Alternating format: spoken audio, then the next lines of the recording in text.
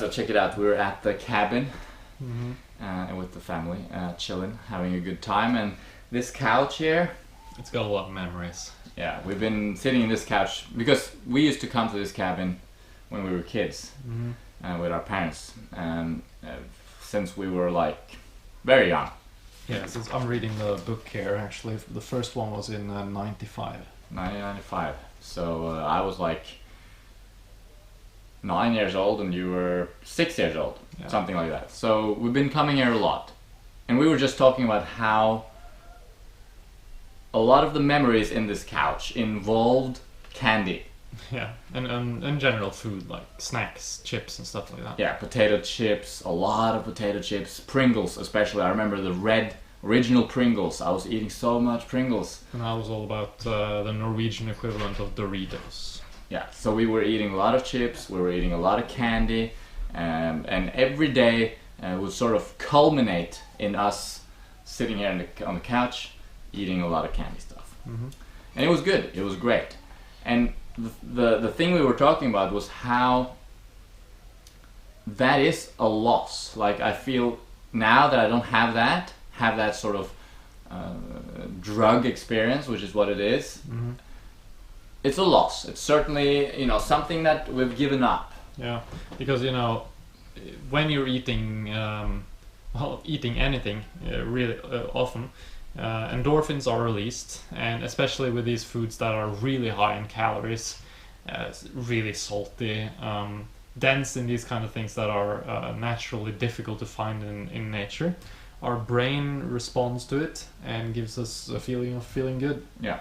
So it was a feel-good fest. Yeah. Just the brain starts associating all these feel-good chemicals with that situation. And so when I was sitting over there now and I saw Matt sit here, I suddenly all those memories came up and I was just like, oh, you remember how good it was to just sit down on the couch after the long day and just be totally stuffing yourself with all that stuff. It did feel good, but here's the catch. Yeah. It was very momentarily. Yes, the thing is, when you have a drug, and let's avoid getting into that discussion of defining a drug. I guess just when you have food or when you have something, when you take a substance, there is two effects always. There is the initial effect, the primary effect, so to speak, and then there's the secondary effect. And yes, we got a lot of feel-good chemicals. We were high, you could call it being high, and it was a mighty good time. But then the secondary effects of that was, of course, that we had poor digestion. We probably didn't sleep as well. We probably got headaches. Yeah. Stomach ache. Yeah. The next day we were probably not as ready to go. We were probably a little bit lethargic, eating all that fat, all that salt. Puffy, gaining weight over time. And not to mention the fact that after the initial response in your mouth and brain, you felt terrible in the stomach. I mean, I remember it was terrible. Yeah, we were just like, lying back. This is clearly in my head every Saturday, especially because I don't know if this is common around the world, but in Norway, Saturdays you get candy from your parents. It's just like a Saturday special. But we were in the summer holidays, like down here, we pretty much had candy every day. And I remember the feeling of just being like utterly stuffed and to the point of pain, to the point of complete and utter discomfort. Yeah. And then I would just wait for like half an hour, 45 minutes, an hour until that overt pain went away. And then I would have some more candy. Yeah. Like we would literally often going from sweet to salty, sweet to salty. Yeah, alternating there. Yeah. So it was a complete, always just trying to take it to the next level, eat more of those things. And that, as I said, that was a good, experience in one way, but it was a lot of negative effects associated with it as well.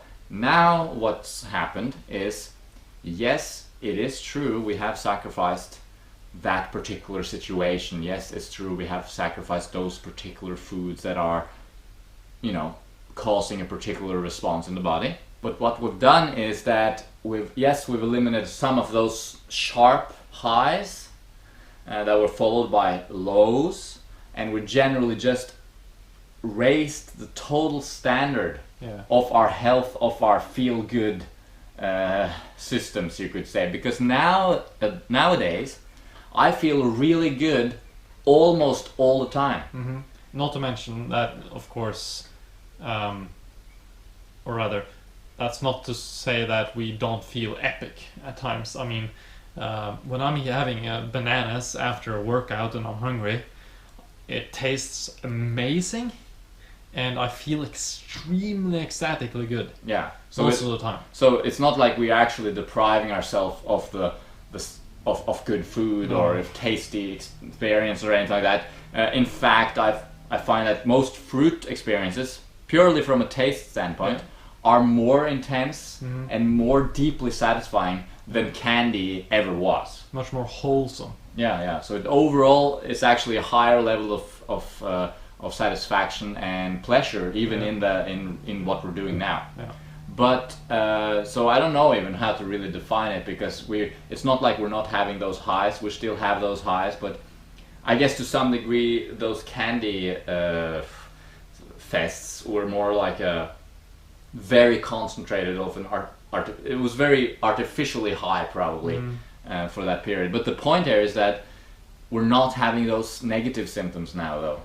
You know, my fitness is better than it's ever been in my whole life, which has to do with training as well, of course. But the fact that I wake up in the morning and I'm ready to go, I want to run, I want to be active, I want to do, training.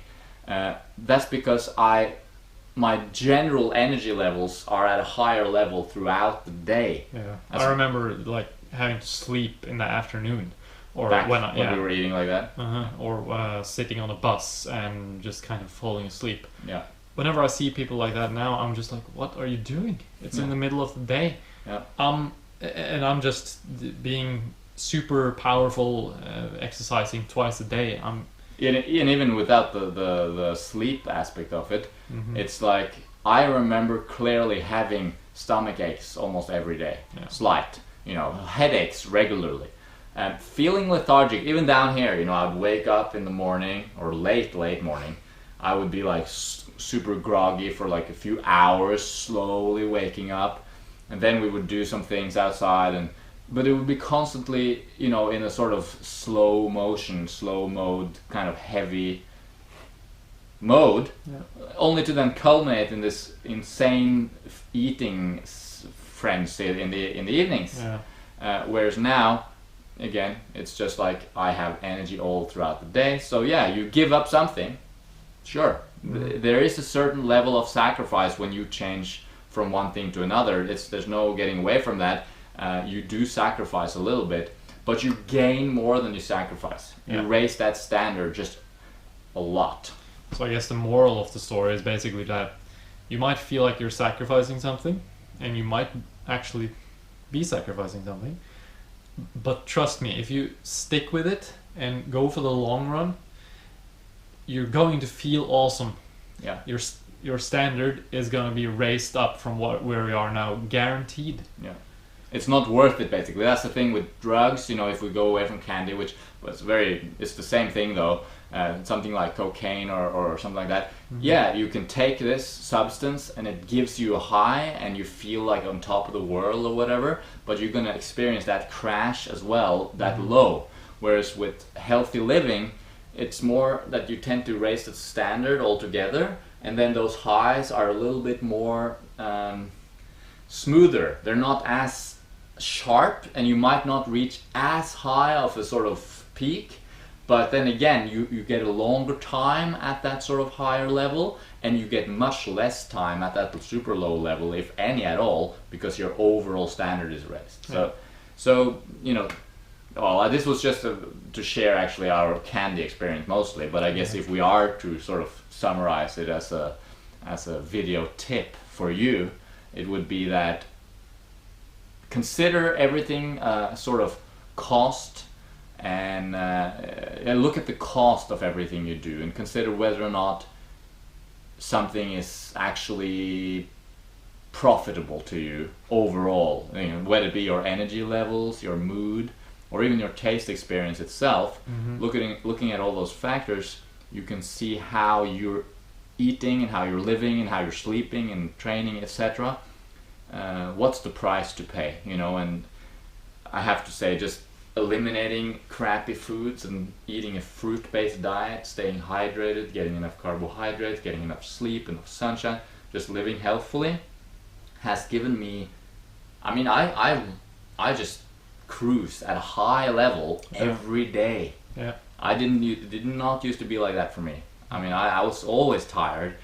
I was always struggling with health issues, and now, I mean, I'm not perfect. I still have health issues now and then. We all, you know, depending on the circumstances and the conditions in our lives. Yeah. But I'm just at such a higher level of health now, and it's so worth it. I wouldn't want to trade that for like an evening of candy eating. In fact, just quickly at the end there, the fact that we had that urge for so much sugar at once and so much candy is partly because we were so carb deprived, because we were eating general high fat, low carb-ish diets, right?